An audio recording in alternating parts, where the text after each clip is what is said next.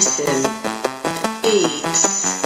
You hit me up just like you never left. Now it's 3 weeks late, but the time is still fresh. You asking me what's up like we just talked last night. Then you vanish real quick and I don't even get the type. 1 minute you're here, then the next you're off the map, leaving me on red, then you try to double back. You coming in hot, then you turn real cold. You just like a story that never gets told.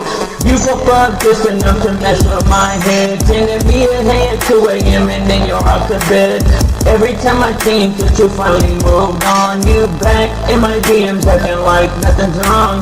There's a ghost in my DMs, what am I gonna do? I try to move on, but something pulls me back to you. You a ghost in my DMs, you always disappear. Then you slide right back, the whole thing is so weird. Then you drop a heart emoji, then you take it black, and you're leaving me wondering if you'll ever text me back. You a ghost in my DMs, playing hide and seek. You say that we love each other, but we barely speak.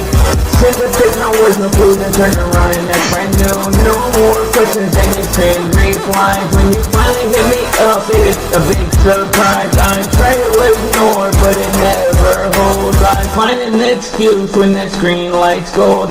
I know your tricks, and I know your games, and I still fall back, and it's always the same. Sing your name pop, but the words never change.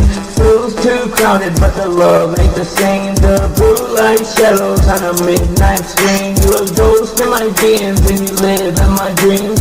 Voices with no face, vanish with no trace. Every line feels colder, now it's time to replace. There's a ghost in my DMs, what am I gonna do? I try to move on, but something pulls me back to you. You a ghost in my DMs, you always disappear. Then you slide right back, the whole thing is so weird. You drop a heart emoji, and then you fade the black, leaving me wondering if you're ever gonna text me back. You a ghost in my DMs, playing hide and seek.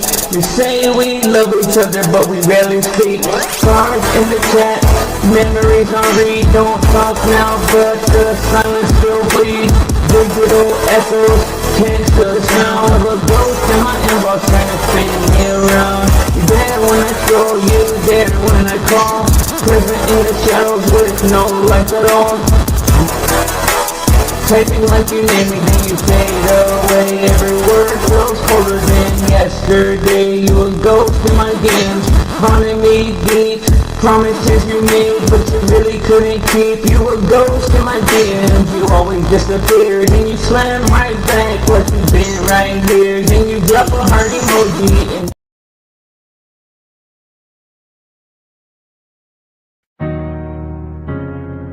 welcome to the mind, the mind of Blizzy Blind. This is Echo and Blizzy. Welcome inside. Welcome to the mind of Blizzy Blind. Tune into the mind that don't fold. Welcome to the mind that don't blink. Blizzy Blind. This is the mind of Blizzy Blind. Step into the mind of Blizzy Blind, where the truth cuts clean and the thoughts align. No filters, no fear, every take's refined. If it ain't real talk, then it ain't his vibe. From the chaos to the calm, he was built to shine. Turn the pressure into power, that's the Blizzy design. So sit back, tune in, let it sharpen your mind. Welcome to the world through the eyes of the blind. Came from the grind where the world won't wait. Turn the setbacks into fuel, turn the noise into shape. He's the guy who kept going when the doors locked tight. Turn a spark in the dark to a guiding light. No room to shake him. He been past lies, been fighting off demons since he first got wise. He walks with rhythm that the struggle defined. A voice built heavy, but the message stays kind. Now he's potting, evolving, leveling by design. From YouTube waves to a space that's refined. He talks real life, no fillers, no rewind. Just truth, clarity, and the Blizzy state of mind. Step into the mind of Blizzy Blind, where the truth cuts clean and the thoughts align. No filters, no fear, every take's refined. If it ain't real talk, then it ain't his vibe. From the chaos to the calm, he was built to shine. Turn the pressure into power, that's the Blizzy design. So sit back, tune in, let it sharpen your mind. Welcome to the world through the eyes of the blind. Welcome to the mind of Blizzy Blind. You're now in the mind of Blizzy Blind. Welcome to the mind of Blizzy Blind. Stay real. Let's talk.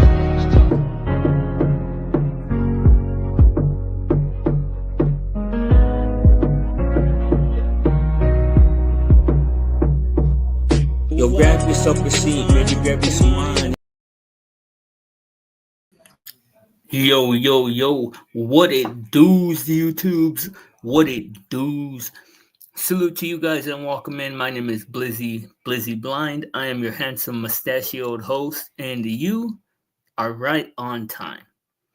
I hope you guys are having a great day. Salute to you, spokesman. Long time no see. Thank you for the like shout out. What's going on, Dom? Salute. Well, I hope you hit that like button. So I wouldn't say that applies to you, but that's only hoping. But I want to talk about something that I don't see very many people talk about today. I want to talk about people's obsession with chasing youth. Now, I don't know exactly where the conversation is going to go. I don't know. This isn't going to be very long of a live. I know that, but I hope I can get you guys to come up here and share your thoughts with me. I'm going to drop the link. It's an open panel, but it's just something that's been on my mind lately, chasing youth.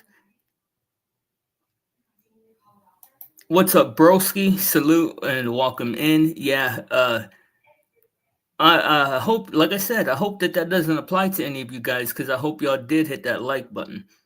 But, oh, you have the fountain of youth in your bathroom, Dom. Salute to that. Salute to that. But, seriously, why do we chase youth? Why have we not found a way to chase the other end with the same vigor? Because when I think about what is successful, and what is it? Is it that we prey on the youth? Do we prey? And I'm talking about corporations and big money people. Do they prey on the youth? Do they want to be the youth? Yeah, I agree, Dom. That's exactly what I'm saying. Is that people want to emulate kids. Everybody wants to emulate kids. Everybody wants to, for as long as possible, be able to be one of the kids. And I ask myself, and I've never really talked to anybody about it. I've never really thought about it much before right now. But I ask myself, why is there not the same type of desire to be looked at as a graceful older person? Like, why don't people say, you know what, I want to age gracefully, instead of saying I want to continue to be young? It just trips me out. And I feel like it's toxic. I feel like it's one of those things that is going to leave people in regret, because especially with surgery, man, if you're thinking about getting any kind of surgery, please don't. Like, I don't know anybody that thinks that that's cute. I don't know anybody that thinks that is more desirable than not getting it. And that look isn't appealing to guys, to be honest. Like, that plastic surgery look, it's terrible. I mean, I would never date a woman that had plastic surgery on her face like that. And that's just me, though. But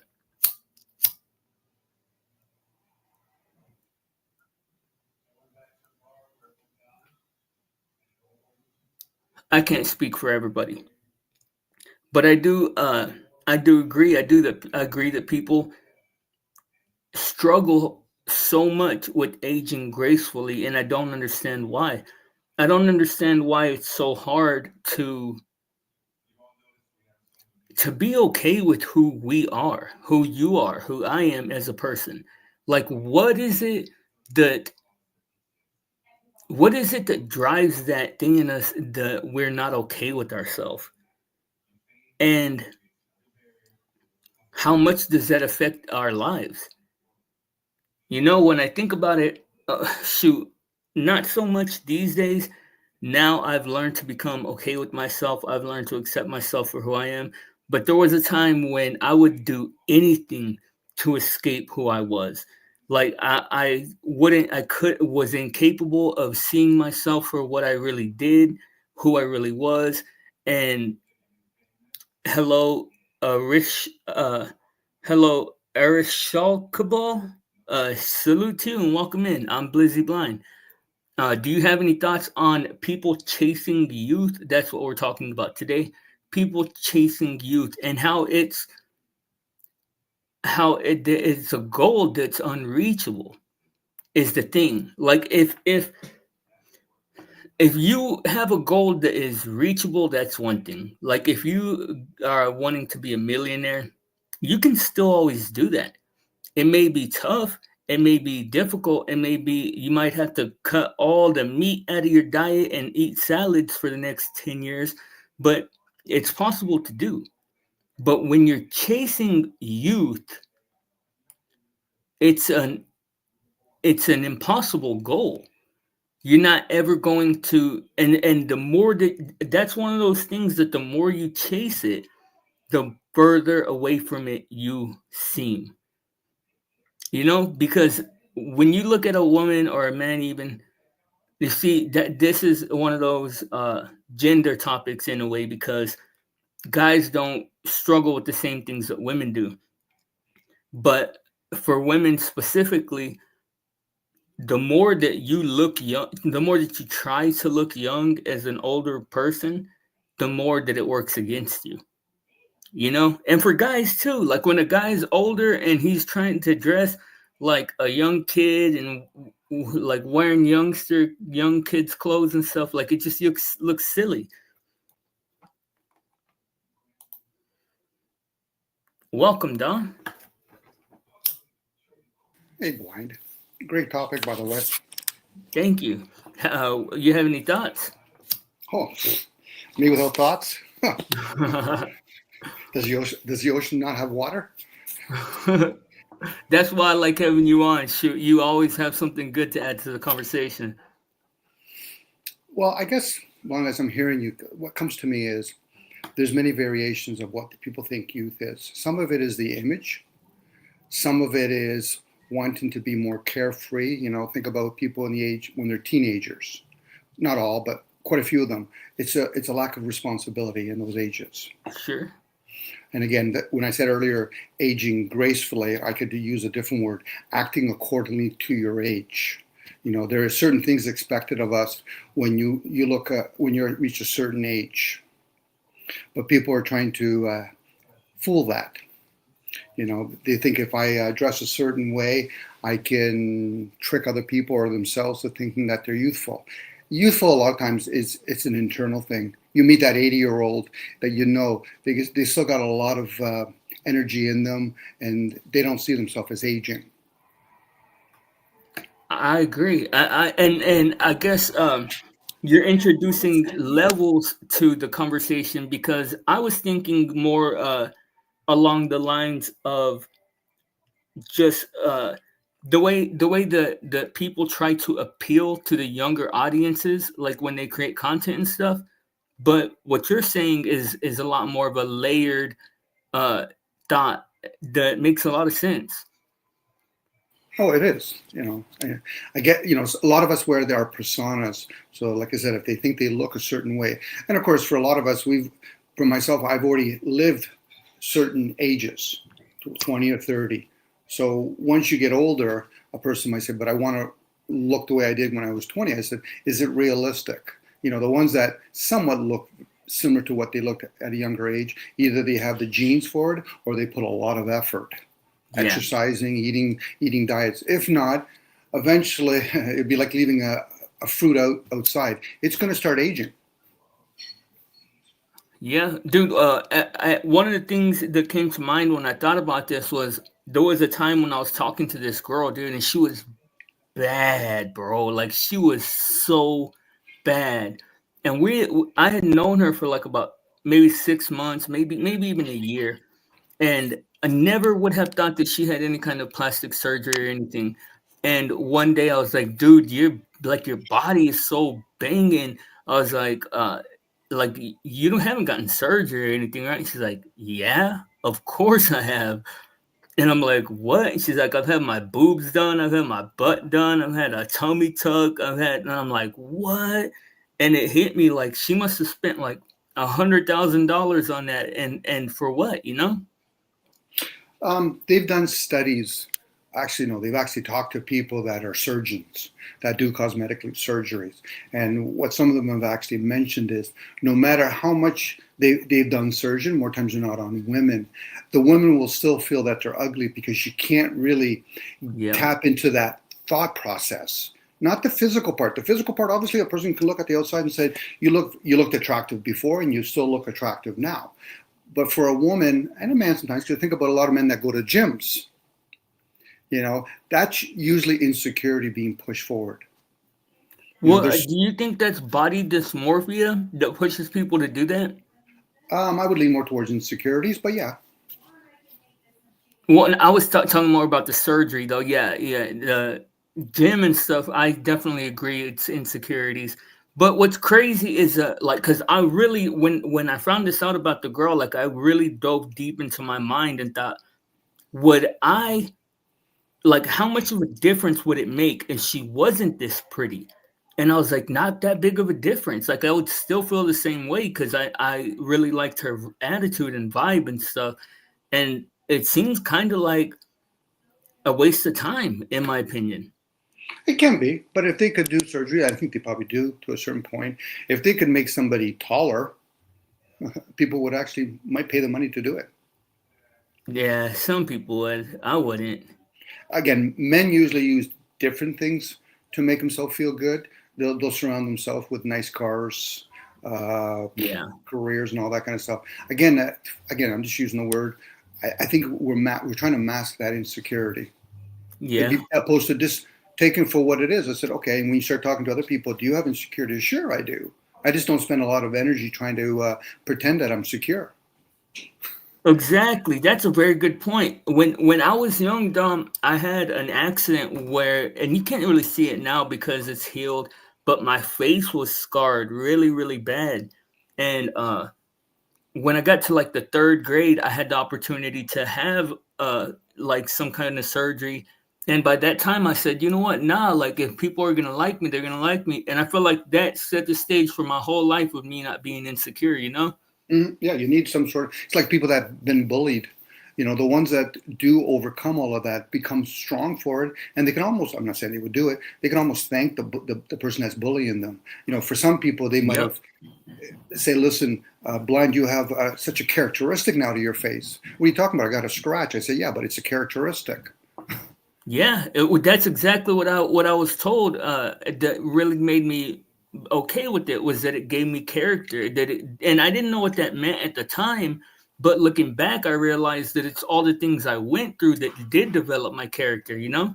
Oh, for sure, and that's why we need each other. I get it. We get those people that are gonna make fun of each other or whatever, but you need that one or two person. I would say, something. Don't listen to them. Go inwards. I'm not even asking them to listen to me. I said, but weigh it out. If somebody's going to be negative, and if they're not going to explain to themselves why they're being negative or harmful, then why even hear them out? Just say, okay, those are your views. Stay in your lane. Because really, let's say a person is so gorgeous or energetically, a lot of times they end up becoming lonely. Yeah. And I'm assuming to a certain point, but because everybody, well, not everybody, some people just assume, oh, they're always busy. It's like people stereotyping blondes. Oh, they must be always having fun. Really? I've talked to some blondes and they're like, no, Dom, I kind of feel lonely. Why? Either A, I'm being objectified, like as though they're looking at their car, somebody else's car, or they just assume that I have this wild party going on a regular basis.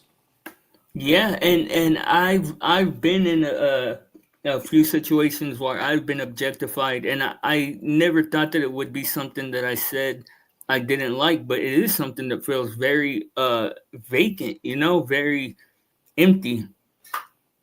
Oh, for sure. It's like anything. Imagine being an animal. Oh, they really like me. No, they're trying to hunt you down.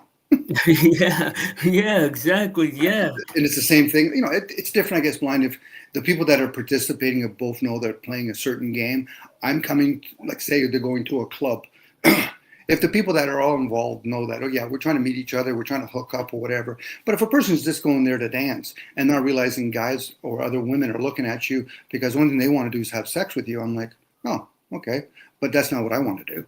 yeah. Well, for me, it was being with the girl that had a lot more money than I did, and she really tried to treat me like her girlfriend. And I put up with it for like about a month, and then I was like, nah, I can't take it, man.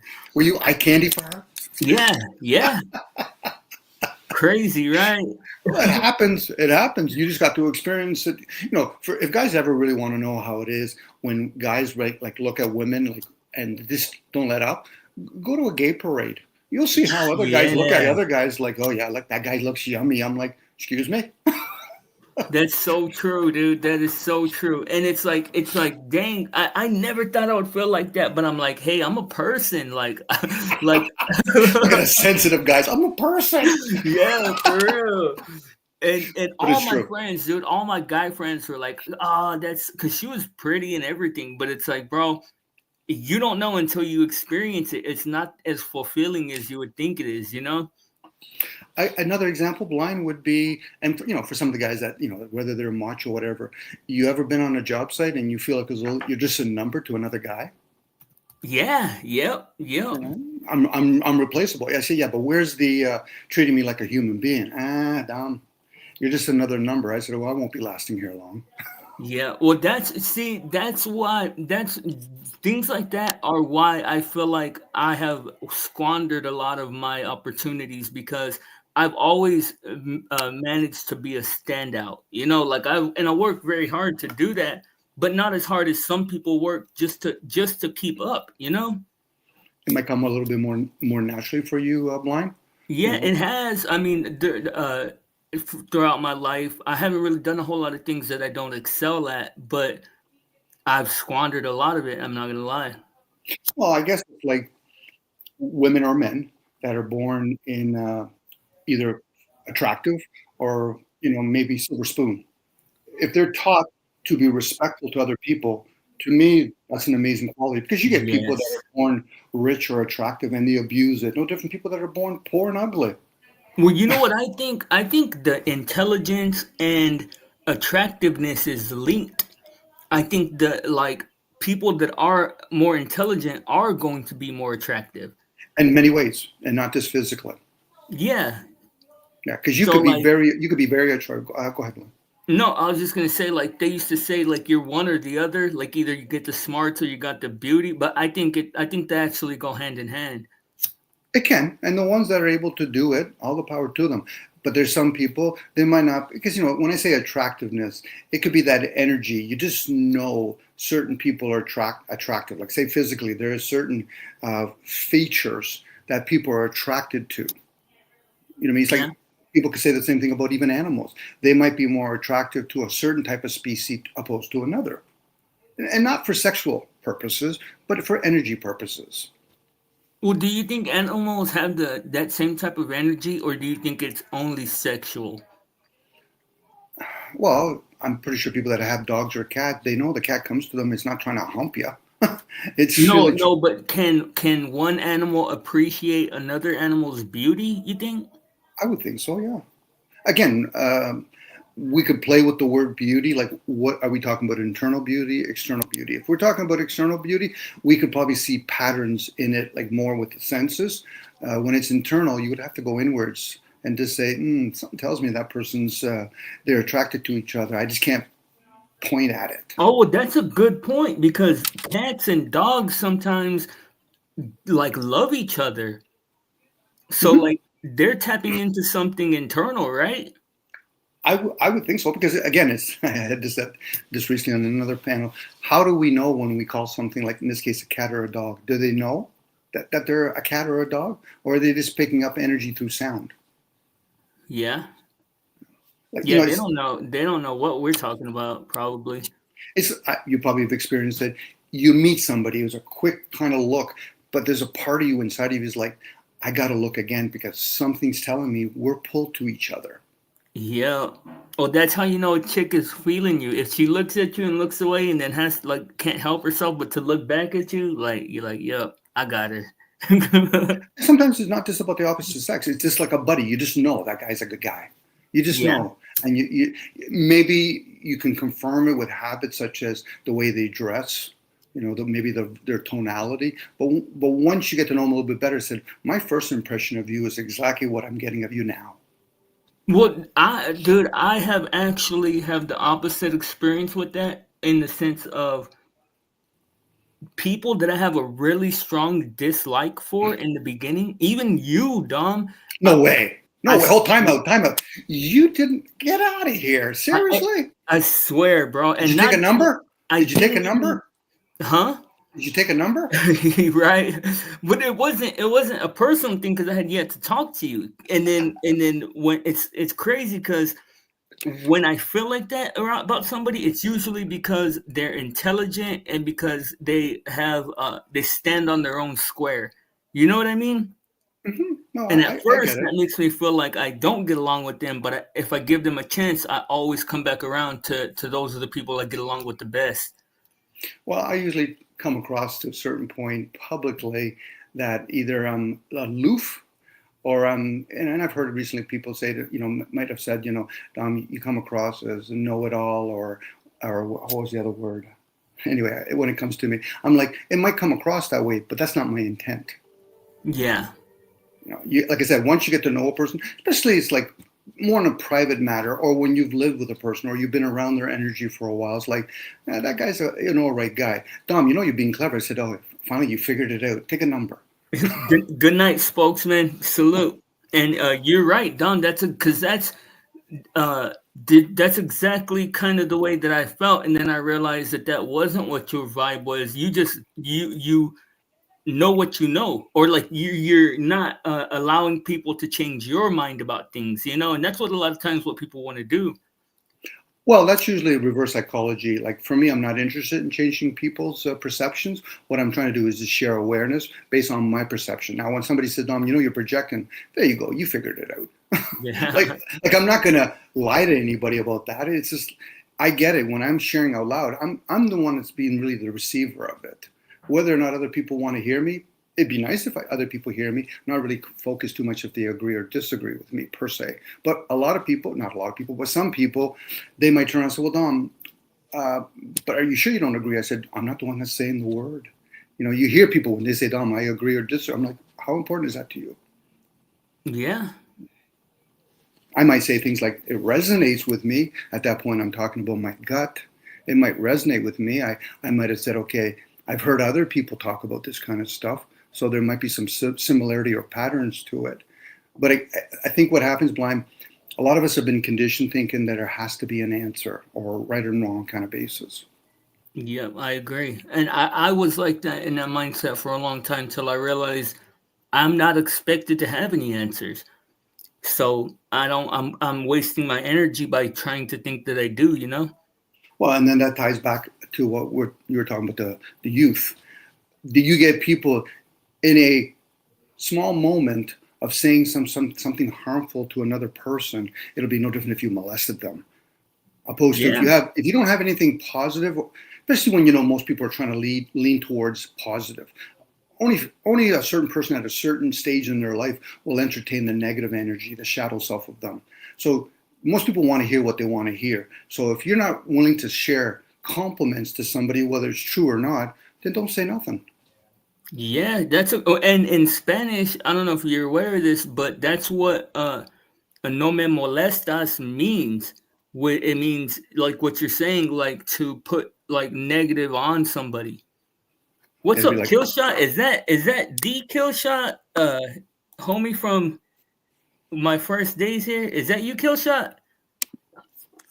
But yeah, I agree, Dom, and I think that like within myself, I'm finding that I only pick up on things that other people are doing wrong when I feel that is something wrong within myself also. there you go. That's the projection part right there. Yeah, so when I'm criticizing somebody, I'm realizing I only criticize people on things that I feel a way about myself, you know? Yeah, and if me and you, we're chatting now on a private basis, if you were saying that to me or to my buddies, I would turn around and say, so how does that serve you to criticize others? Well, Dom, I'm just projecting outwards or I'm criticizing myself outside. I said, okay, have that person invited that conversation? I Yeah. get it. Some people go around and they think they have all the answers. I usually just joke around and say, I'm going to go get some popcorn at that point because Yeah. you're going to entertain me. When I say entertain, if all of a sudden me and you blind, I'm going to use this regurgitating example, we saw an alien, how would we explain it to another person? I mean, in the same generic ways that the people usually do, I'd imagine. There you go. But if somebody says, well, but Dom, blind, I don't believe you. The only thing you can do is believe me or trust me, but you didn't experience it like me and blind did. So what language would I use? Am I going to write it down? Or here's a crayon version of this alien. Okay. So again, it's one of our experiences we can Well, share that's with each. actually a good point because as an artist, that would be best way to do it would be to paint a painting or draw a picture of it, right? Well, I'll give you the example then. Did anybody meet Jesus? Oh, that's a good example. I mean, I don't know. Okay, well, yeah, you're being honest.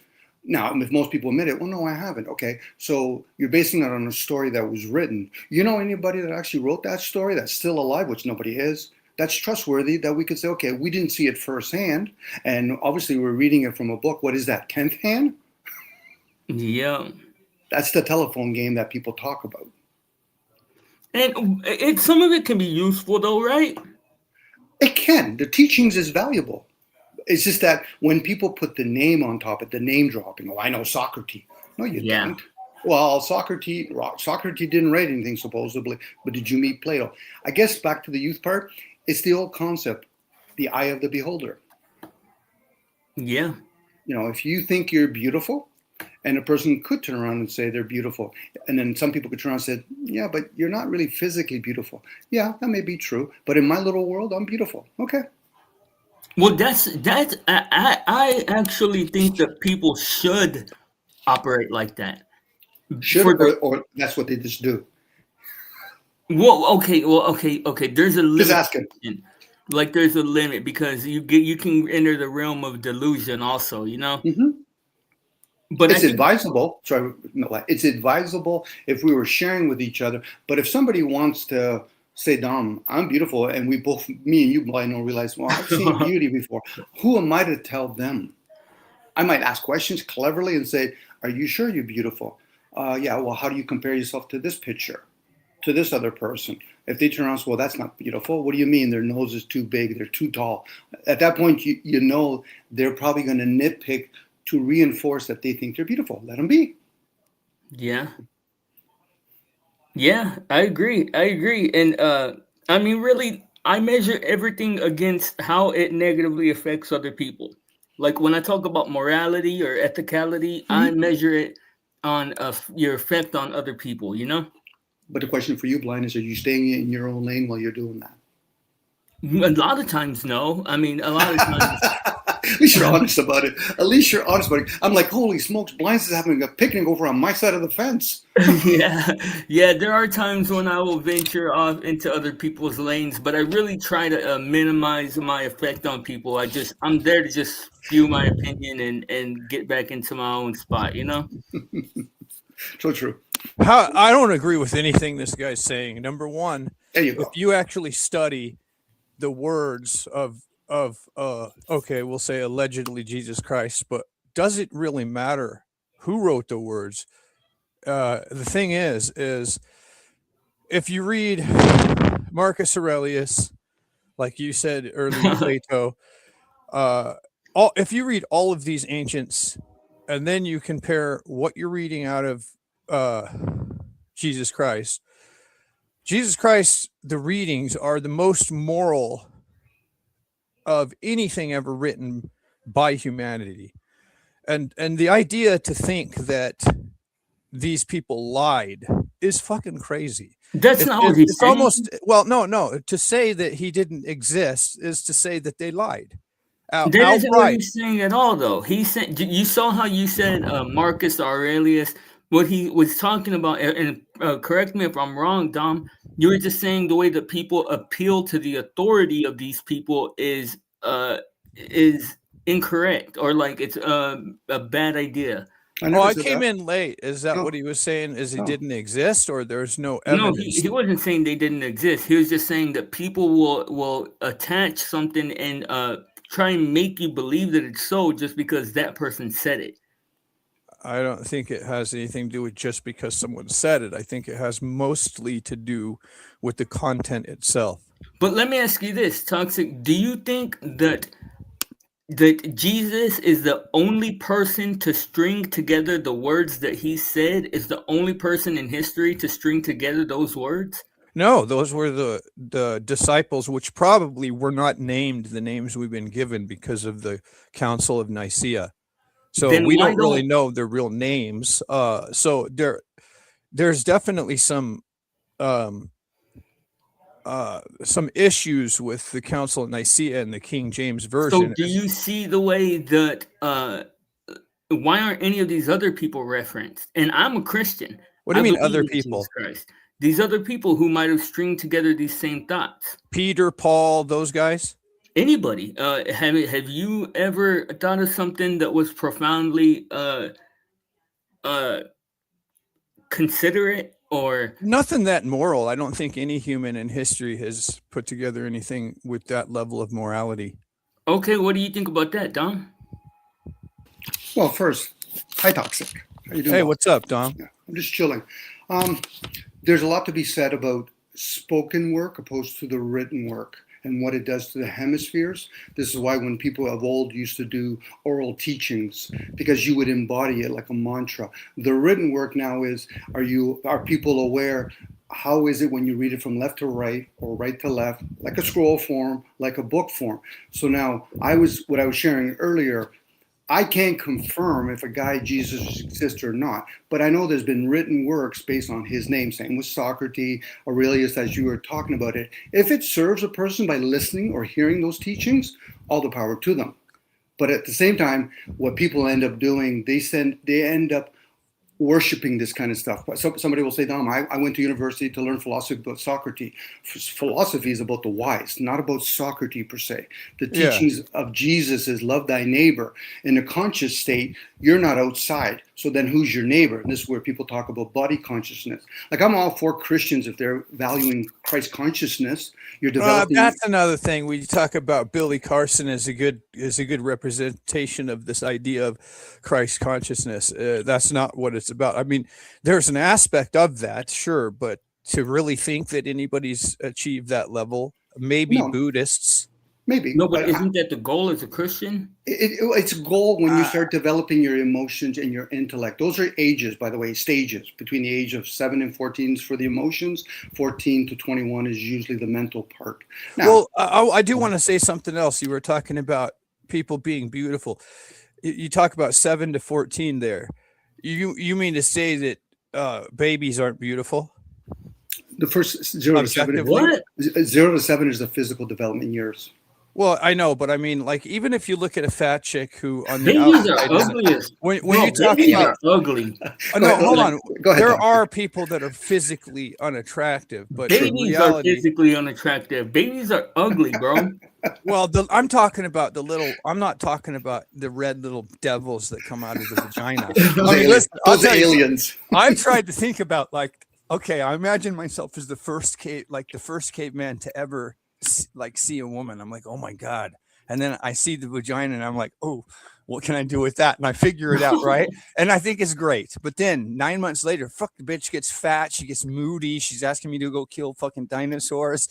And then a little fucking red devil pops out and starts screaming. The jaguars are going to hear me. I don't know what to do because they're about to come kill us. Like, that must have been freaky. Yeah. At least we have someone to teach us that happens today. Thanks, Toxic. That's hilarious. But when listen, like, children are fucking awesome. Like, when they get, I don't know, 6 to 10, I mean, they're fucking awesome, but I understand that like there's also people who act ugly, but if you get down to it, are they really ugly? What are they really? Are you really the body? I don't think so. Well, I think that a person with a ugly disposition can have, dude. I've seen beautiful, like drop dead gorgeous women that have an ugly disposition, and it makes them physically ugly. Well, a lot of them do, and I'll tell you, a lot of the most beautiful ones do have a very bad disposition, and the reason why is because men fucking literally, I'm telling you, like you probably know this, men literally worship women that are Yeah, fucking 8, 9s, and 10s.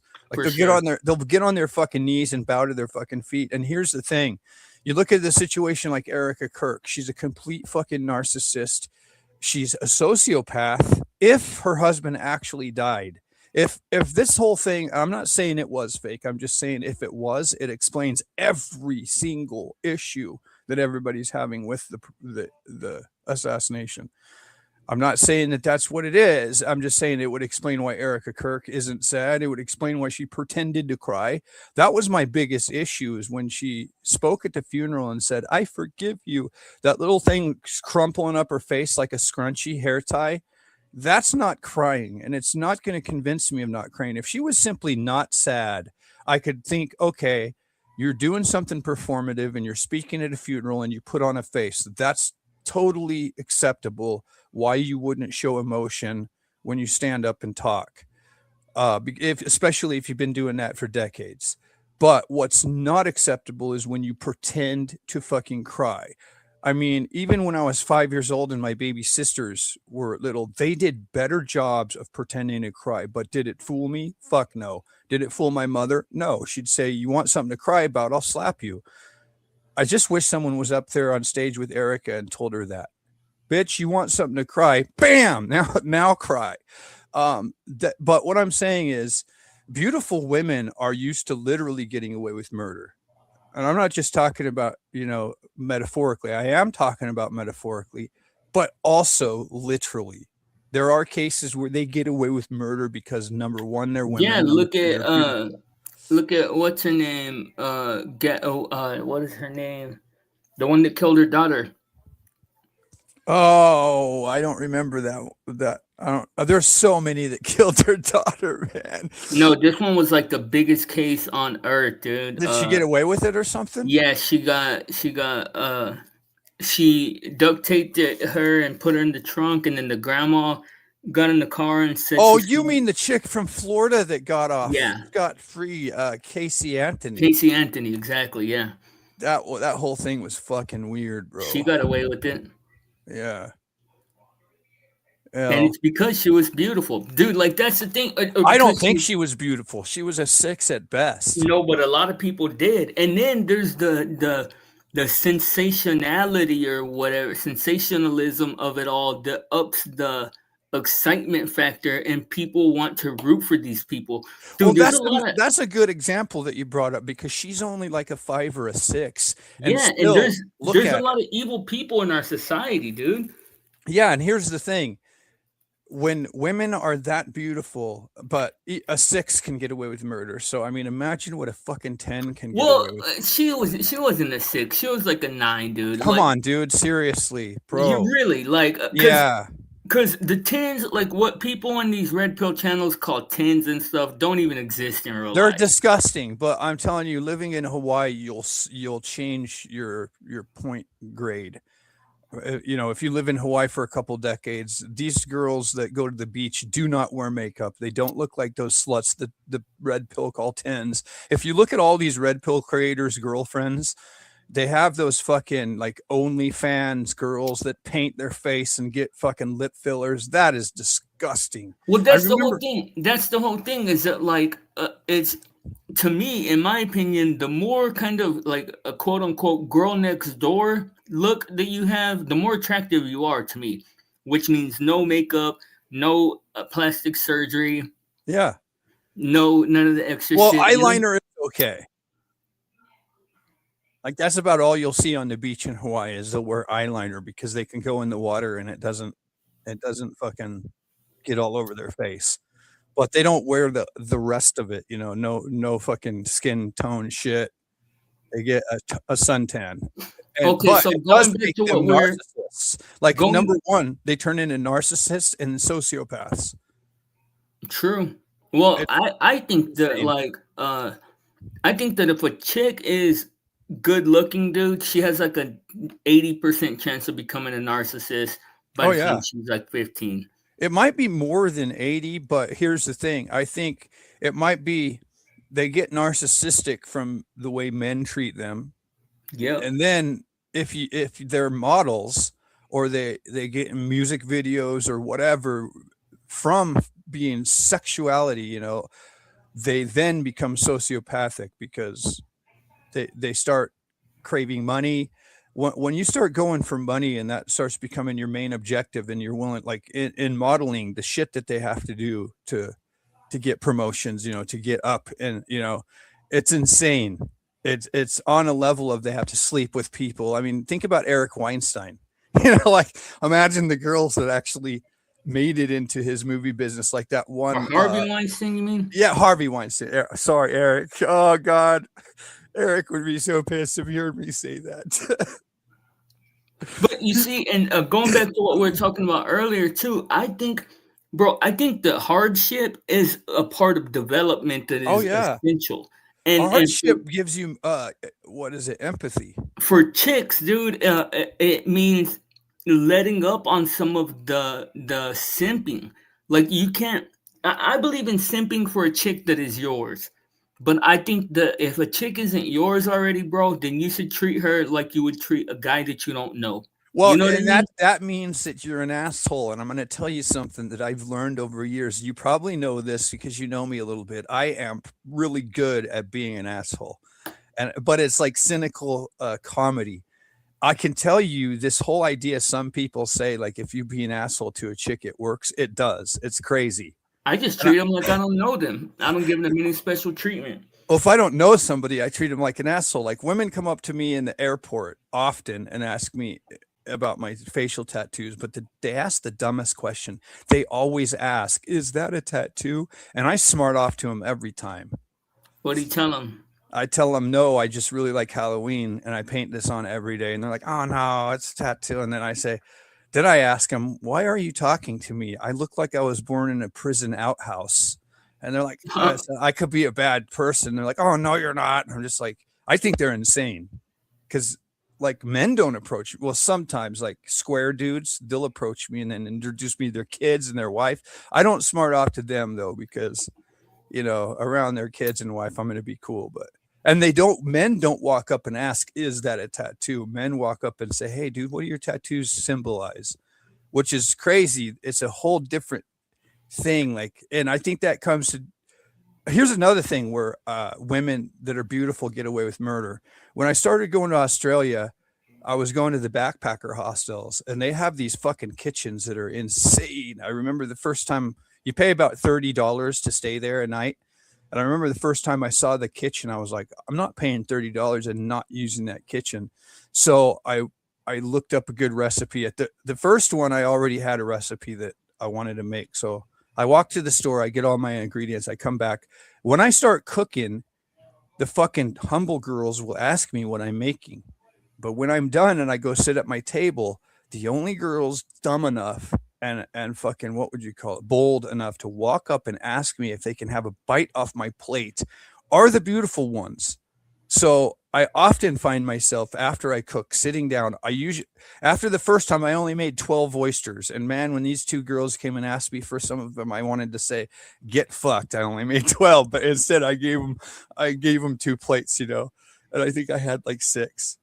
The next time I made 3 plates. I always make 3 plates. Hold now. on, though. Hold up. Because if you gave them the food, then you're undermining everything that you said. Why? I have the 2 most beautiful the chick sitting next to me, and the soy boy's all jealous. But you're feeding into the problem that you just made clear is a problem. So what? I like talking to beautiful women. I don't sit there. I don't insult them unless they ask me if those are tattoos. This was before I got tattoos. So now I don't insult them. I just smart off and they laugh. I I still mean, talk to them. It's great. I mean, it's fucking awesome. so you're But the the last thing problem. in my, not necessarily, because here's the thing. They're also challenged when you don't have that. Like women, I'll tell you this: women can absolutely sense an ulterior motive. Well, So, that's why you're clear about your motives. well, my motives is I'm hunting pyramids. I have shit to do. If you want to sit down and eat next to me, cool. Here's a plate. Here's a plate. And then I eat. We end up talking, smoking weed together.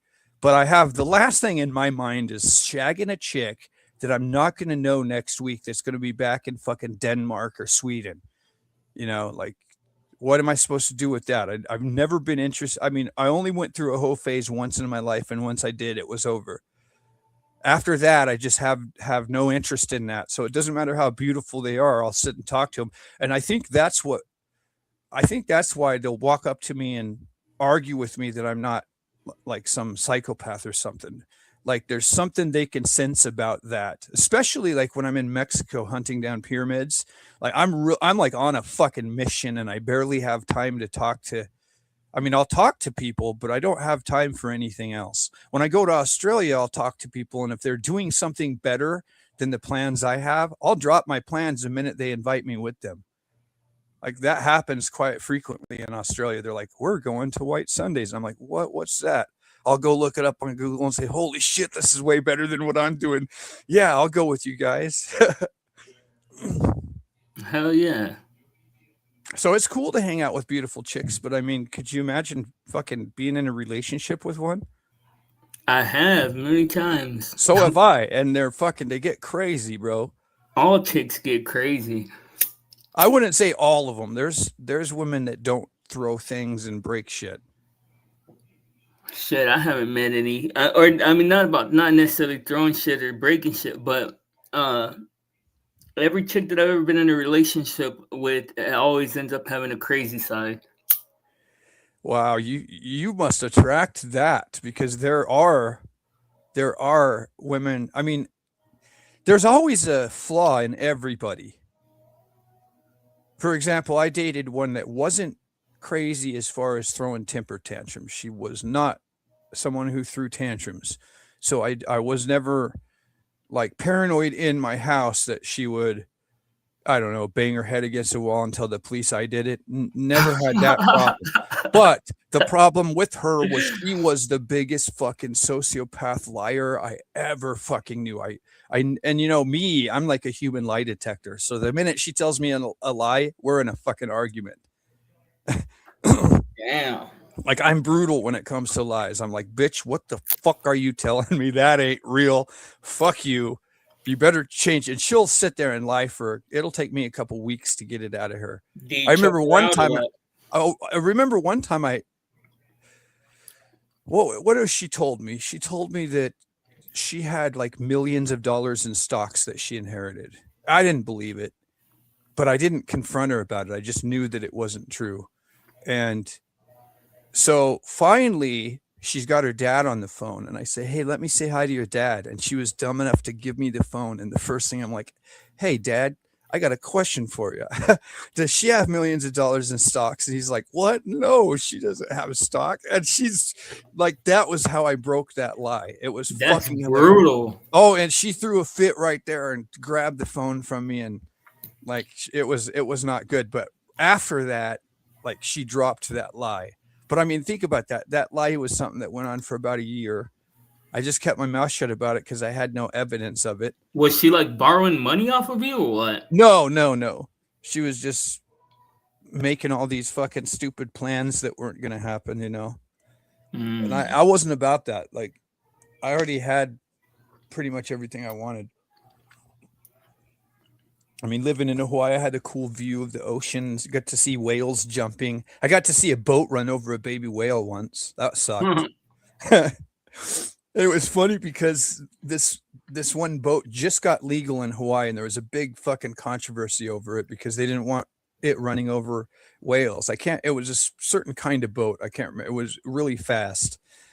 And they tried to say that they had this system to where they wouldn't run over whales. So they got approved, and it was a ferry that moved vehicles and people from island to island, which everybody kind of wanted because they were tired of flying. You couldn't move your car back and forth. And so one day I'm sitting there recording all the whales and I see the ferry coming. I'm like, oh, that's the ferry. I see a baby whale and I'm recording this. It jumps in front of it and the ferry runs it right over at full speed. I recorded that shit, dude. I have it on tape somewhere. Won't the whale just go under? Well, it just jumped. You know, when they breach, they jump as far as they can out of the ocean. Damn. Dude, it sounds like a bomb going off. It's crazy. Like when I record it, when you see the adult whales, they jump as far as they can and they twist. And when they smack the water, they open their fins and like belly flop as hard as they can. And I think what they're doing is they're trying to hurt the ears or the sensory of a shark that's trying to kill their babies. That's what some people say about the breaching. But you see the big splash. And then about 5 seconds later, you hear poof, like a bomb.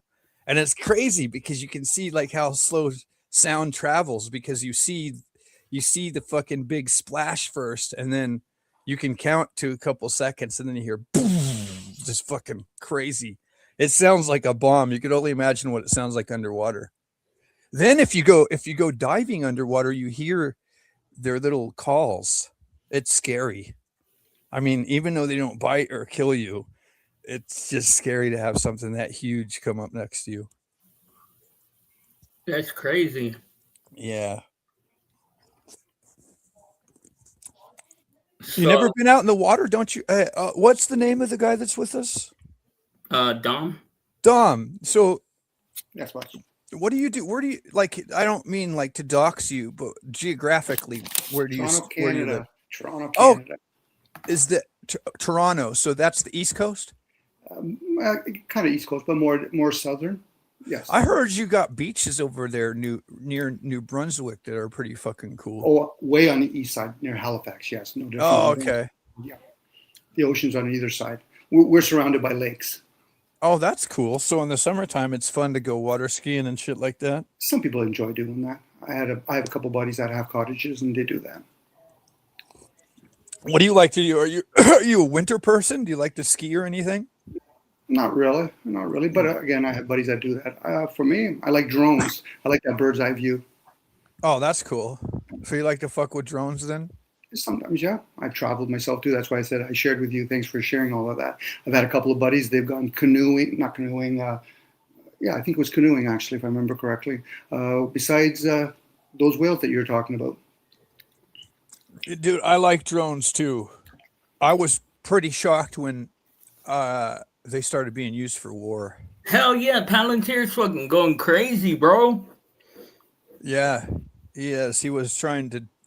We don't know if this happened or not, but I know that Israel tried to bring Palantir in to put AI into their drones. Well, don't talk about that.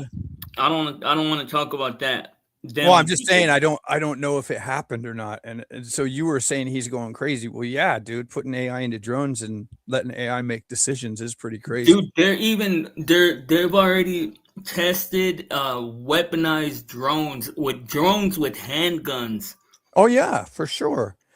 And I'm surprised Palantir hasn't gone over to Ukraine yet, because they're still using those fucking fiber optic cables, and they get caught in trees and all kinds of crap. The whole world is. They're under the ocean and everything. Yeah, it's crazy.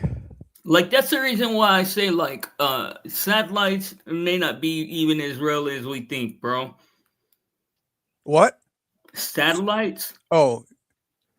I mean, there's something in the sky. I know, because I lived in the country, and at night you can see things in the sky, dude, that are like clearly not fucking. Well, and the sun is reflecting off of them. But I don't know if they're satellites. I don't know what they are. It's I know that there's fiber optic cables that connect the whole world under the ocean. Yeah.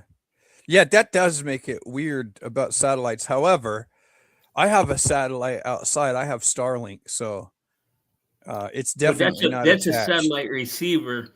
Well, yeah, but it doesn't rely on a cord. However, it probably, like you mentioned, it probably relies on the cord in some ways, though. For example, some information I get on the internet probably travels from UK across the ocean through that fiber optic cable Yeah, and well, back to America. it has to. It has to, or else why would they even be there? You know what I mean? Mm-hmm. Because it's like we should have outgrown that technology years ago. We'll know if China ever cuts the cord. We'll know exactly how much is reliant on that cord. True. Because they were trying to cut it not long ago. Bro, we're gonna end up being China's bitch boys, dog. But here's the thing. I think there's definitely we are definitely getting some fakery about space. And the reason is because they're not going to send a space agency up to space and then like play with a tennis ball on TV for 5 and 6 year old children. And then our enemies can look at all of the physics of space and replicate our technology. If they're going to do that, why would industries pay thousands of dollars, hundreds of thousands of dollars to send their technology to space? So the other thing is NASA is definitely faking a lot of that shit. And then there's bubbles coming off of their suits. There's a lot of problems that we're seeing. Like maybe they're filming it underwater or it's liquid up there, like the Bible says. I don't know what the truth is. I just know that objectively they're faking elements of space, and it makes perfect sense because we use space for war. Yeah. And so here I saw some of the amateur rockets that shoot up to space, and there was a few amateur rocket what I don't know, call them rocketeers or something like that. They make big rockets out in the desert that believed Earth was flat. And so they were just trying to figure out what space was. And it was really crazy because it looked like it was liquid up there. Bro, back in the day when Truther YouTube was still here and like we were still able to talk about everything freely, a bunch like 20 or 30 of us all pitched in on a rocket. You did? Yeah, what they call a hobby rocket. Yeah. It goes up like 3 or 8 miles. I don't know how much. But we put a GoPro on it, dude, and they shot it up into space. And I swear to God, bro, it flew up. And then at a certain point, it just went, dink. Yeah, that's what I saw. I totally forgot. I saw another rocket that seemed to hit something. It got stuck in the air and just stayed floating in the air. Like it was just floating and never came back down or anything. So it came to a dead stop, though? Yeah, it came to a dead stop and just started like slowly rotating. I saw a rocket do that too. Yeah, that's crazy, right? Yeah. And it's like what consistency is of what is up there? You know what I mean? Like, is it water? Is it fucking air? Well, I'll tell you, I don't know what's up there, and there's some crazy information that.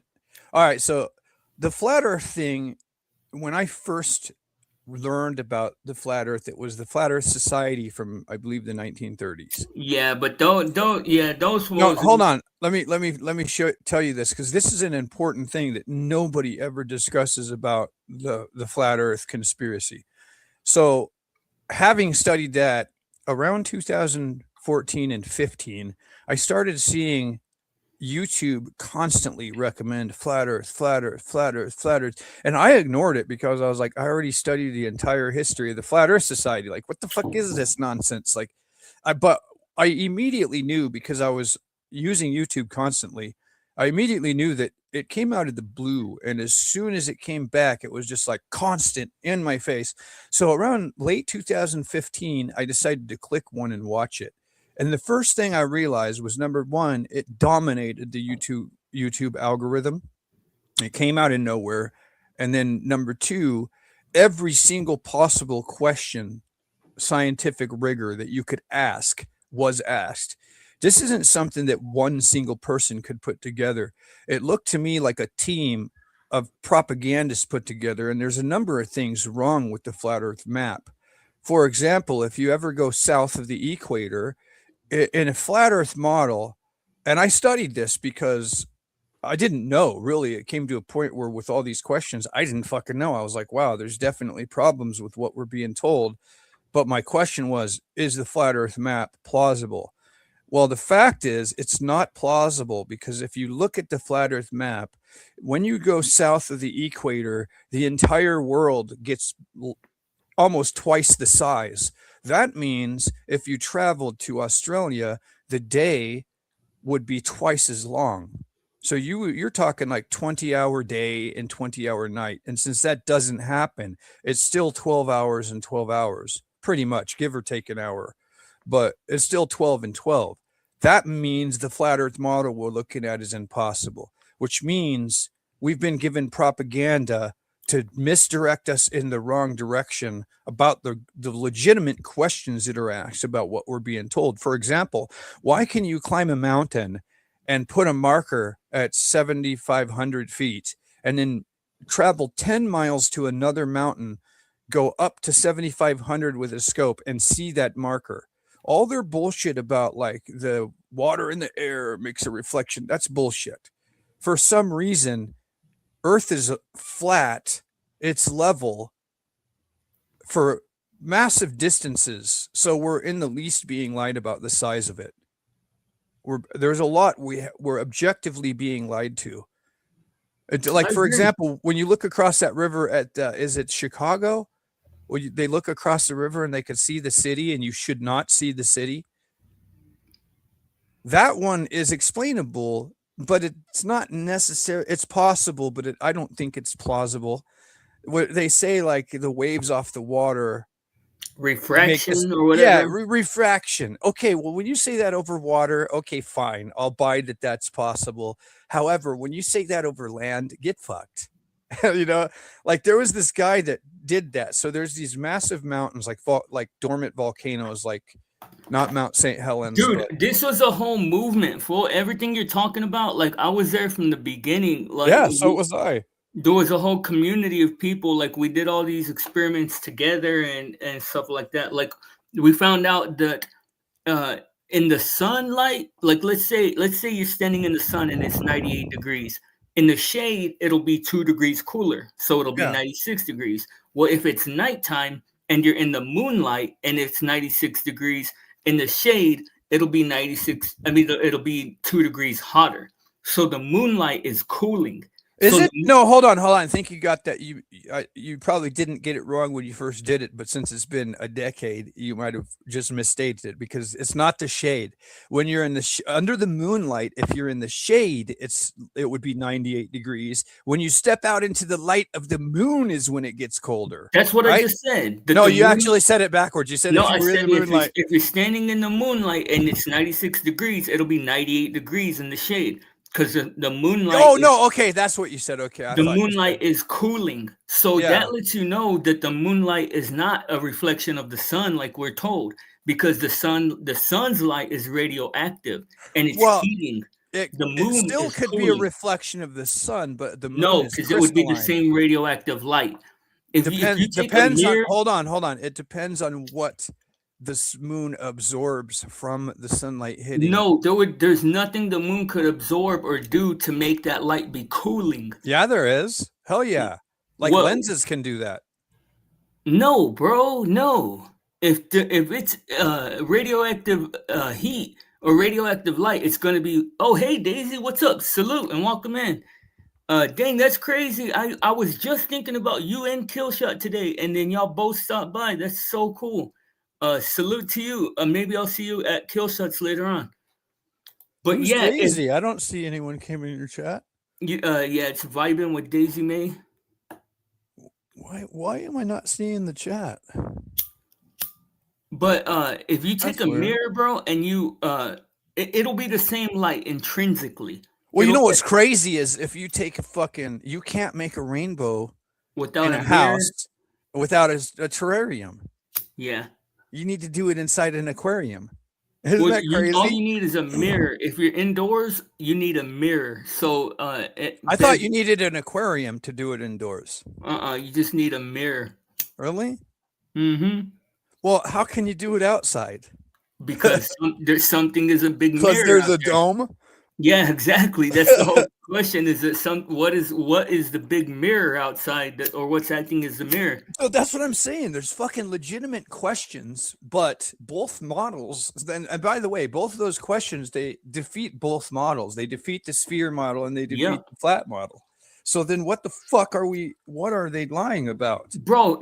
I can just off the top of my head, bro. I can probably give you like 10 of those questions like that. Like number one, like the biggest one for me. This is the biggest one. Is if they landed on the moon, they would have to have a rocket-propelled explosion to shoot them back over here. And nothing can combust in space because space is I'm totally about the moon landing being fake as fuck. It has to be, bro. No, it's absolutely fucking stupid. There's no crater under the. I mean, and then if you watch it, it looks like miniature. And then there's a fucking like they did that whole thing on a miniature thing. There's footage of them doing that. Stanley Kubrick supposedly. His family. Did you watch his family? Did you watch his family testifying after his death? Mm-mm.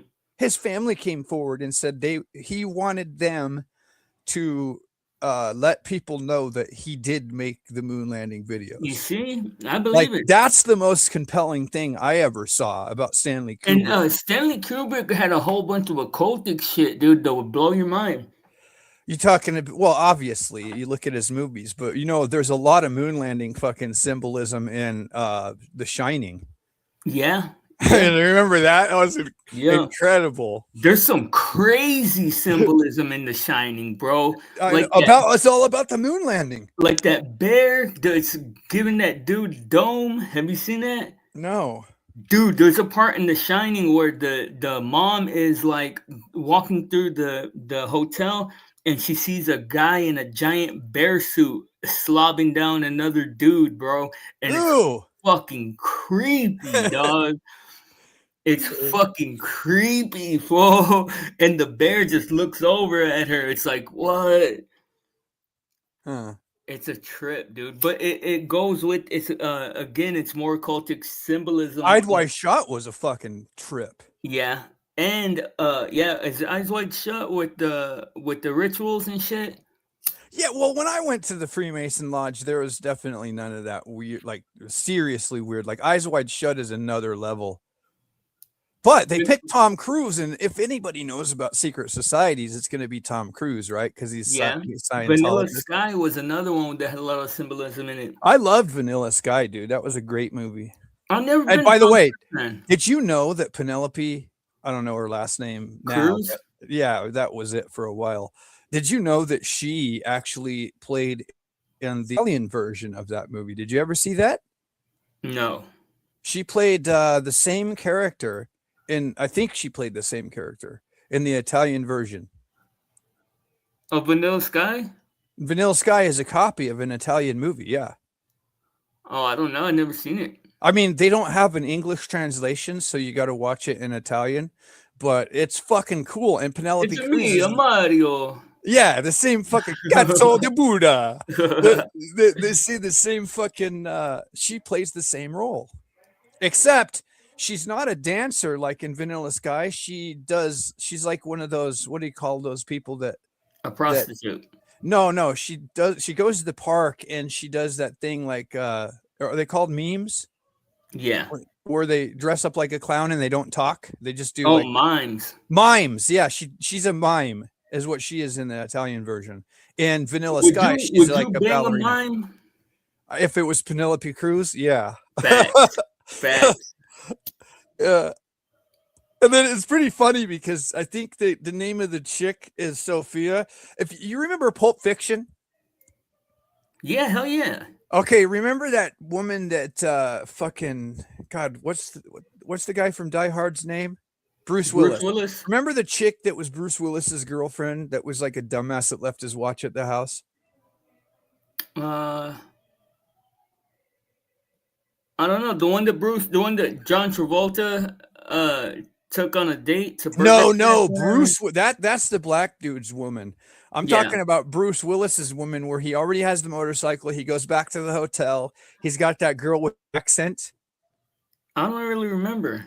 Yeah, so that chick I think plays Sophia You know, Sophia when the got him in the car crash. Have you ever seen dude, there's a Johnny Depp movie that's about dope. It's Yeah, sick. it's Blow.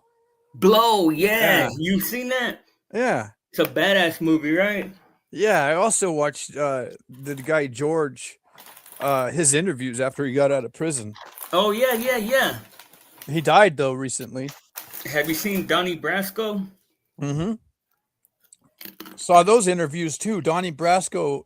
It's kind of crazy they used that fucking name for an undercover operative because it was actually a real FBI agent. So there's an FBI agent named Donnie Brasco. My name in real life is Donnie. Hey, Purr.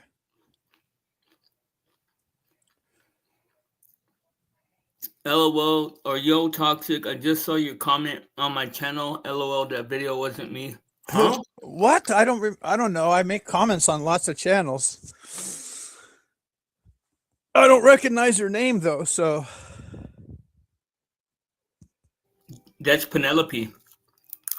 Penelope.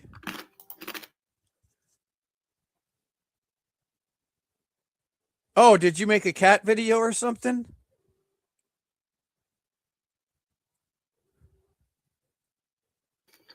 Hey Oh, Jen. it wasn't you? How did you see it then? hello Jen. Hello Penelope. Dang, all the homies are coming by tonight. Good. How many viewers you got tonight? Only a couple. Y'all go by. Make sure everybody that supports me, everybody that comes to my channel, y'all go check out Killshot. I think his @ is @Killshot Unleashed. That's where I will be here in a little while. Y'all go check him out, man. That's the boy right there.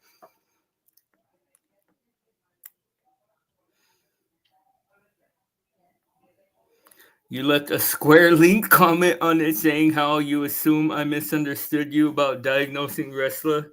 Why you diagnosed wrestler? Did I? Yeah. Did I diagnose wrestler? I don't think Dunning-Kruger is a diagnosis. Yes, it is. Is it?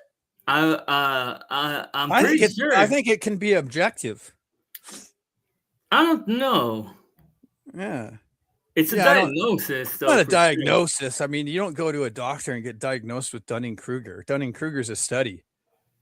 Well, it's an effect. Yeah. You call No, him I called him well, I might have been jokingly, but I called him Dunning-Kruger because that's what he was doing. He was listen, they objectively called the Dunning-Kruger effect. You know the term from The Office, don't you? I love wrestler, dog. I do too, but that's not my point. Look, no, but you and I can have a difference of agreement. Yeah. And you or I could both do some stupid shit. I've done stupid shit in the past. I'm not going to sit here if you cornered me on some stupid shit I did. I'm not going to sit here and say, "Oh no, I didn't do that shit." Like imagine if I did some shit and then you said, "Hey dude, that's Dunning-Kruger type shit." I'm not, and if it was objectively Dunning-Kruger type shit and I lied during that thing and I fucking lied in your face about it. Like for example, if I said, "You never come on my channel," and you're rehashing Dunning-Kruger when oh you've my only God, said get over it. No, here's the thing though. Every time it comes up, you're like, "Well, I love Russell." That's not the fucking point. Because that's my answer to what you're saying. Because I don't think what you're saying is that big of a deal. I think it's defining anytime somebody lies. I mean, it can be, but everybody lies. Oh, really? Can you when you and I got in a scrap, did I lie about anything? I'm not saying that, about you.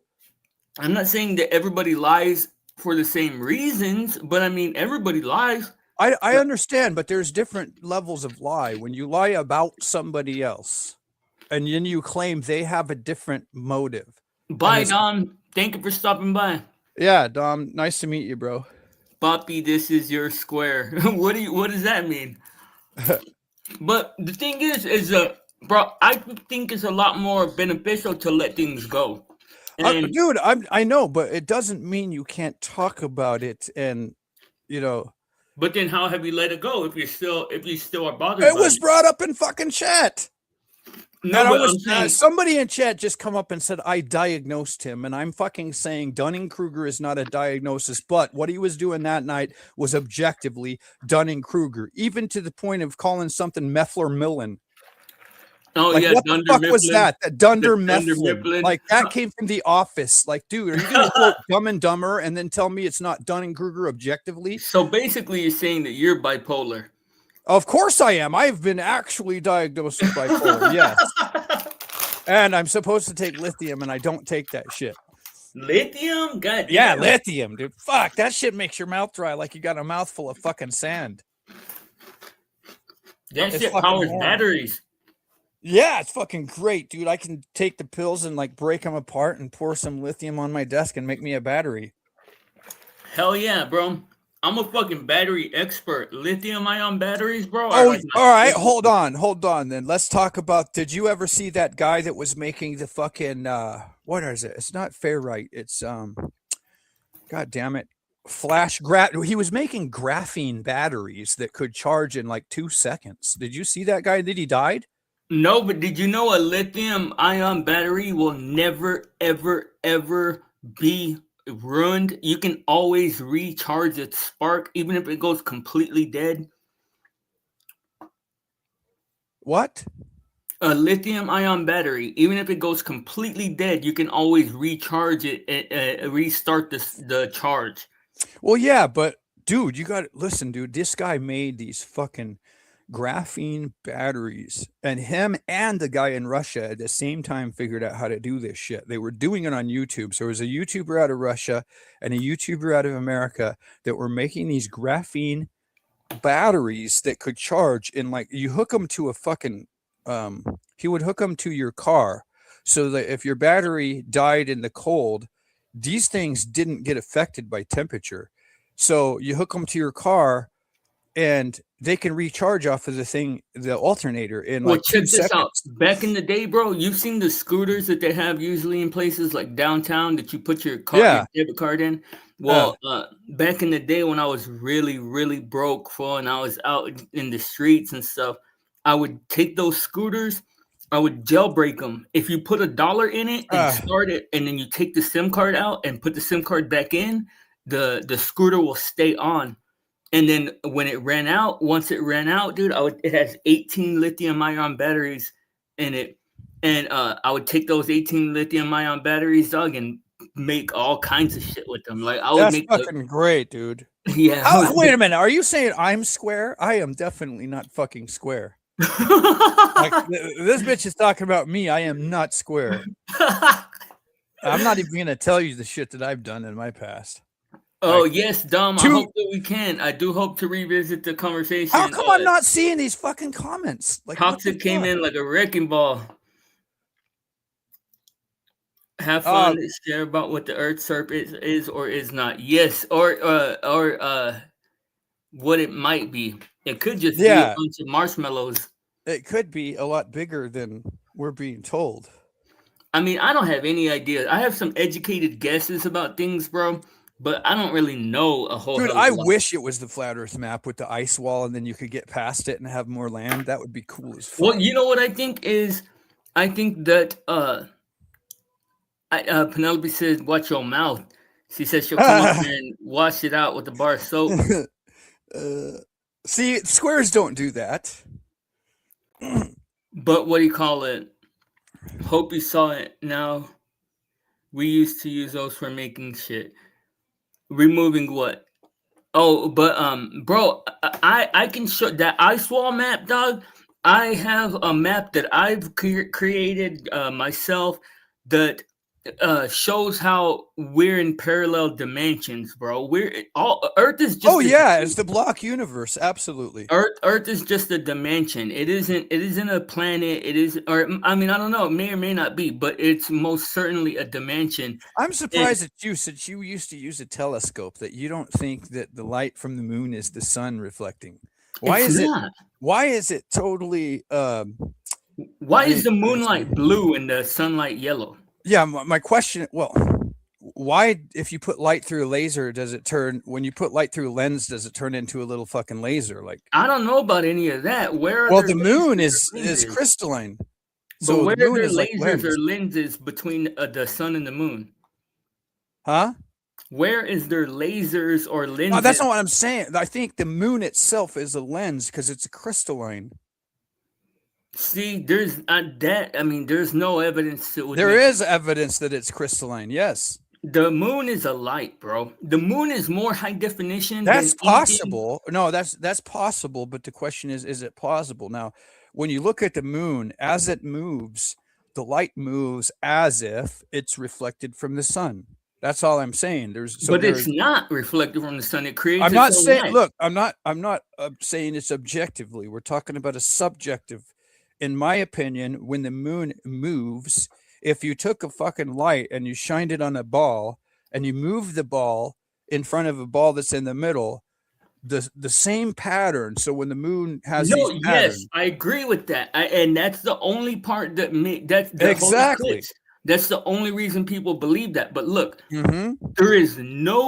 there is no circumstances where you can take take radioactive light, which is the sun emits radioactive light. There's no circumstances to where you can take a reflection of that light and make it a cooling light. We don't even have any cooling lights on Earth. We actually do, and then we also have like What flames. cooling lights do we have on Earth? We have fire. That what is fire? Isn't that radiation? It's not cooling though. No, hold on. I'm just asking you one question. Is fire radiation? It can be radioactive. I mean, I don't mean radioactive. I'm talking about radiation. I don't know. Fire if is it would be considered radiation. Yeah, I mean, it is. I don't know. It's plasma. Okay, so did you know that you can make fire that cools? No, you can't. Yes, you can. Look it up. Yeah, you can fucking make a flame and put your hand over it and it makes your hand cold. Yes. No, you can't, bro. Yeah, you can. You can do it. You can do it at home. It's not that hard to do. Fire uses fire. No, bro. No. Yeah. No. Yeah. Fire is not cold. See? Okay, there you go. I'll look it up right now. Yes. Tell me what fire is cooling. All right. Making cold fire. Freezing fire. There we go. Making fire that actually freezes things instead of burns things. I'll put it. I'll put it in your chat, dude. Watch. Hold on. Yeah, here you go. Here you go. That's not, dude. That you're smoked, bro. If you believe you can that do shit. it. You can do it at home. Hold on. I'm gonna ask Gemini. Yeah. Hey, Gemini, you there? Yep, I'm here. What's up? Hey, have you ever heard of fire that makes things cold? That sounds a bit contradictory. What do you mean by that? Are you thinking of something specific? Cold No. fire with helium. I was just told about somebody told me about fire that makes things cold. Use is the that term. possible? Use the term cold fire with helium. Not in the usual sense. Fire is typically a combustion process that releases heat.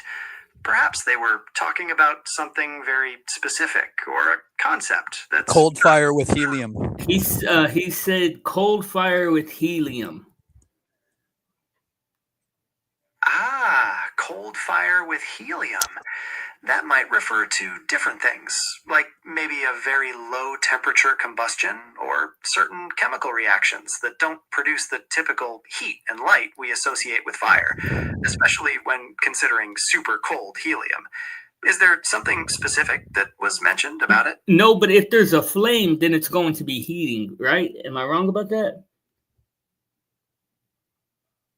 You're generally right. A visible flame is pretty much always a source of heat.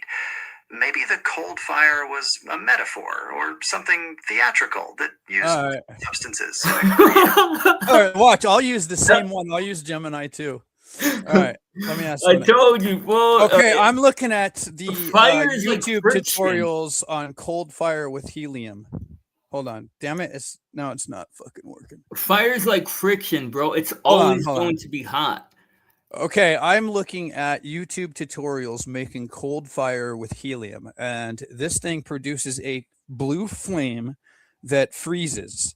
Now, I'm That's talking not to somebody who possible. doesn't believe that it's possible, and he's actually talking to Gemini, and Gemini is saying that's generally not possible because flames create heat. But in the case of making cold fire with helium, there's objectively a flame. It's a blue flame that is cold. So can you explain this process? And I don't think it's called cold fire. I think it's called something else, and I may be using the wrong term. But with this term, I'm able to get a bunch of YouTube tutorials on how to do it that show somebody using blue flame helium fire that's cold. And the guy I'm talking to doesn't believe it because Gemini is telling him that's not possible. But No, there's I a don't flame believe there. it. I know physics, and physics says it's not All possible. right, now hold on. We'll see what Gemini says with the right prompting, because I'm using the wrong terms. That's a fantastic observation. You're absolutely right. The traditional advice that flames create heat is true for combustion, like a match or gas stove. Yeah, but hold on. When you say combustion, aren't you talking about semantics? He's saying No, objectively. combustion is not I'm semantic. not talking to you, dude. Hold on. I'm talking to Gemini because mine doesn't talk. Hold on. Let me finish this. You're talking nonsense. Hold on. No, I'm not, dude. Look at the fucking link I put in Okay, your well, chat, I'm and you can see it. while you talk to him. Okay, so What Toxic is talking about is pure nonsense because combustion is not semantical. He's trying to get Gemini, he's trying to walk Gemini into an answer, but combustion is ignition plus fuel plus oxygen. That is not semantical. But let's see what Gemini says. is, it gets right to the heart of the confusion. Yes, I was using the combustion to emphasize the semantic difference between the word flame itself, the core issue. All right, hold on. Let me prompt it a different way. What I'm actually asking you to do is define these videos on making cold fire with helium. So what we're seeing is Toxic obviously got tricked by somebody's clever AI video and doesn't want to face it. The video I sent you, you'll probably recognize him from doing a lot of scientific work. He doesn't fake this stuff. It's really easy. You can do this in your house. Apologize for getting caught up in the scientific jargon. When you simply wanted the videos, you were looking for a video that demonstrates the non-thermal plasma jet. See, there it is. It's a non-thermal plasma jet. Then it's not a using helium. flame. It is a flame. Look at it. All right, hold on. Is the non-thermal plasma jet we're seeing a blue flame? Yes or no? All right, here we go. Answer is yes, but with a critical distinction. In the context of the video you watch, yes, you are seeing a blue flame in a descriptive visual sense. It is a self-sustaining column of glowing gas that looks exactly like traditional flame. So it looks like a hold flame. on. I know. No, it's not a flame in the strict scientific sense of combustion, fire. So it's not a not flame. thermal.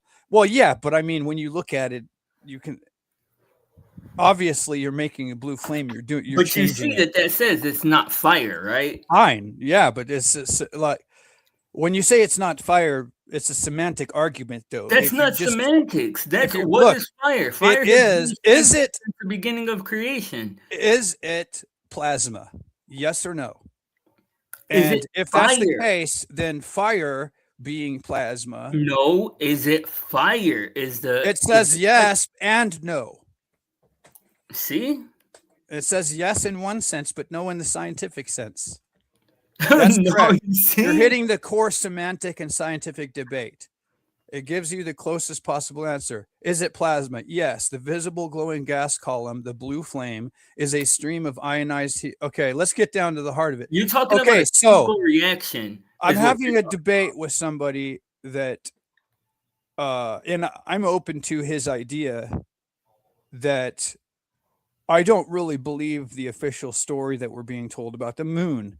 There are scientific research on YouTube where people put thermometers in the shade at night and then in the moonlight, and it gets colder. Now, I propose to him that if the moon is silica, it could react like a lens, but I can't explain why any lens would make something colder. So I use the blue flame fire as an example. Do you have any idea why the moonlight reflecting on people is cold? This dude is so confused. I swear to God, I don't see how he gets dressed in the morning. Toxic is so confused. So you have an explanation for that, do you? Me? Yeah. Yes, I have an Simply saying the moon is light doesn't explain Occam's why. razor, bro. They're not the same source. You're saying something contradictory in your statement. You're saying that light doesn't make things cold, yet then you objectively have research showing the light from the moon makes shit cold. So what is it? The light from the moon makes shit cold, or light cannot make shit cold? What is it? That the moon's light is not a type of light that we use ordinarily. Okay, so asking Gemini if there's any scientific explanation for that, I don't think is confusion. I think it's validating what you're saying. No, all of the extra stuff that you add in there is confusion, talking about silica and lenses and stuff, because like I said, Occam's razor, all things being equal, the simplest answer is going to be the cold answer. lasers. Are there cold lasers? All right, hold on.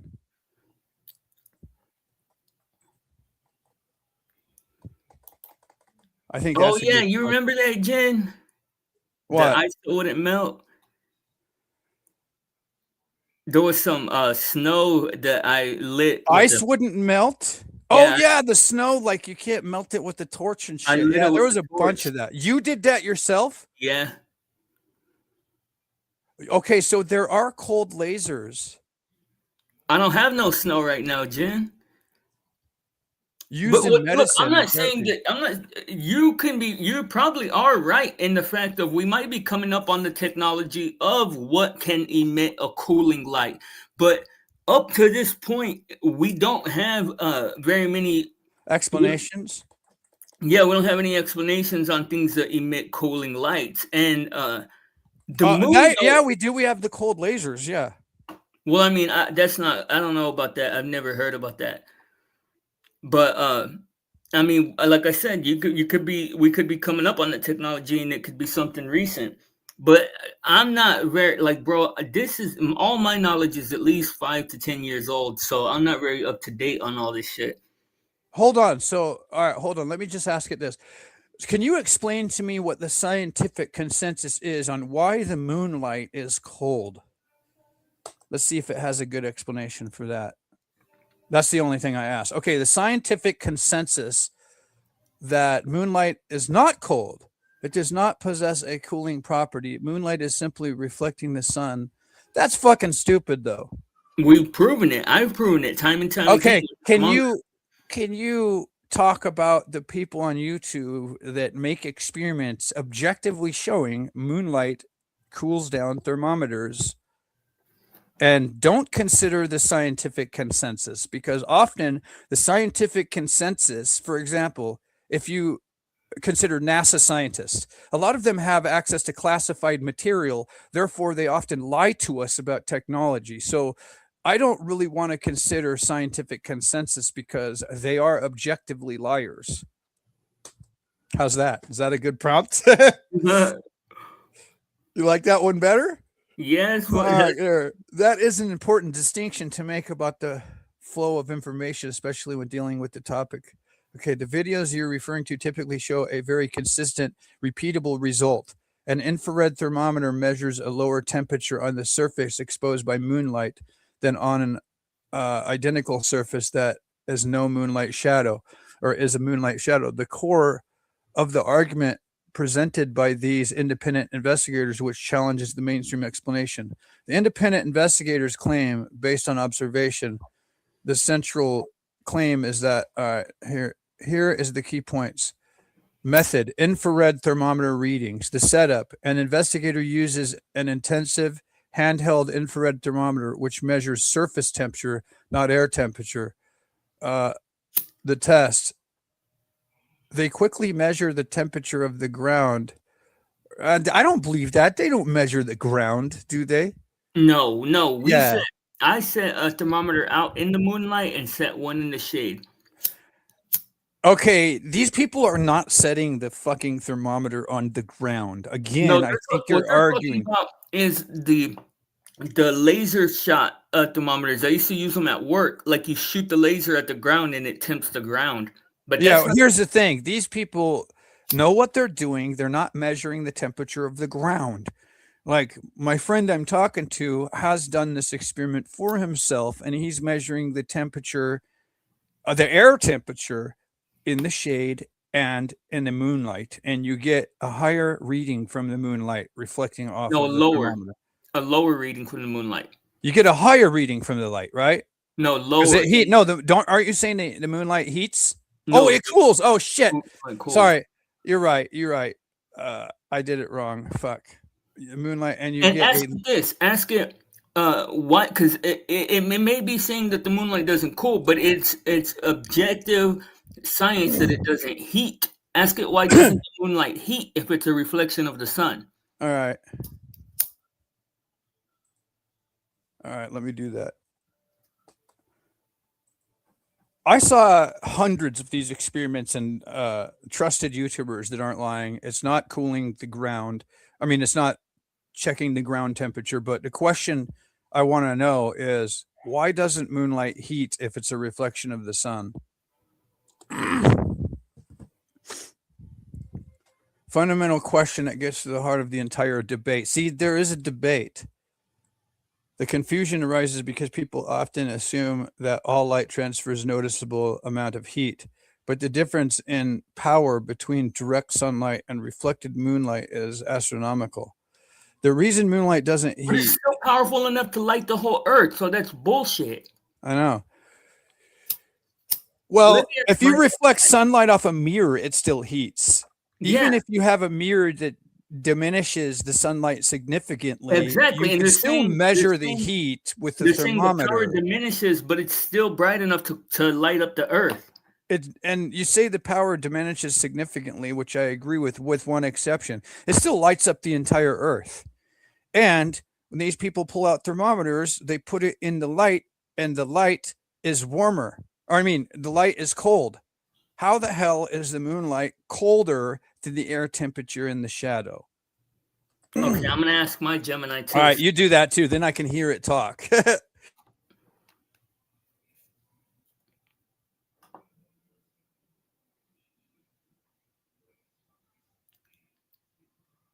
Gemini, can you hear me? Yes, I can hear you clearly. Hey. Did you have another? Yes, I'm curious. Why is it cooler in the moonlight than it is in the shade? That's an interesting question. It's actually not necessarily cooler in the moonlight compared to the shade. The shade just blocks the direct sunlight, which can make it feel cooler during the day. At night, the temperature just drops because there's no sunlight to warm things up. No, but I've actually taken the time to measure it myself, and I've placed a thermometer in the moonlight and placed a thermometer in the shade, and it seems to always be 2 degrees cooler in the shade. Can you explain that? That's a really interesting observation based on your own measurements. It could be due to localized conditions or even slight variations in your setup.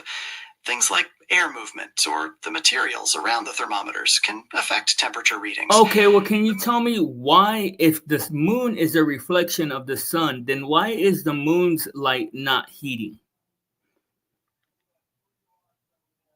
That's a great point.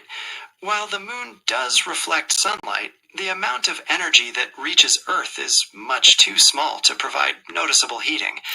Think of it like a very distant light source. Yeah, The but how intensity is that? just isn't there. How is that possible if it's still intense enough to light the Earth?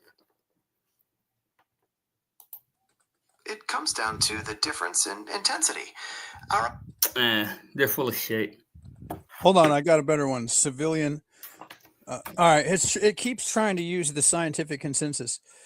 Okay, here's the thing. The reason I'm not rejecting scientific consensus, but I'm asking you to consider the civilian researchers who are puzzled about this, because we know objectively that outer space is used for war.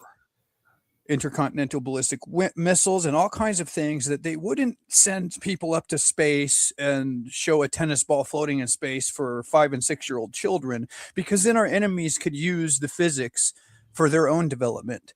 Where instead we pay thousands of dollars to send our technology up to space to test it. It would totally defeat the purpose if these guys are doing it on TV for children. So you can definitely consider that there's probably a lot of aspects of space and the moon and the light mathematics that are classified.